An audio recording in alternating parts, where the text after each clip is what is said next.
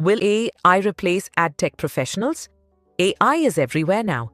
Campaigns are smarter, tools are faster, results come quicker.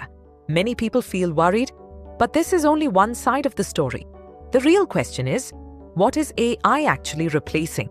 Is it replacing professionals or is it replacing manual work? Let's look at what AI really does. AI can run ads, but it does not know your business goal. AI can improve results, but it does not understand your brand. AI can show you numbers, but it cannot decide what to change. That decision still needs a human. If your skills are limited to basic campaign setup, AI can manage that easily.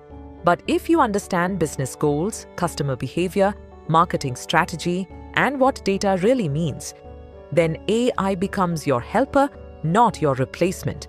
So no, AI will not replace AdTech professionals, but it will replace people who do not upgrade their skills.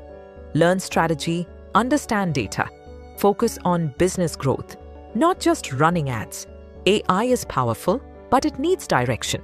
Use AI as your partner, upgrade your skills, stay relevant. If you want clear and practical insights about AI and AdTech, follow DigiGrow. Simple knowledge, real clarity.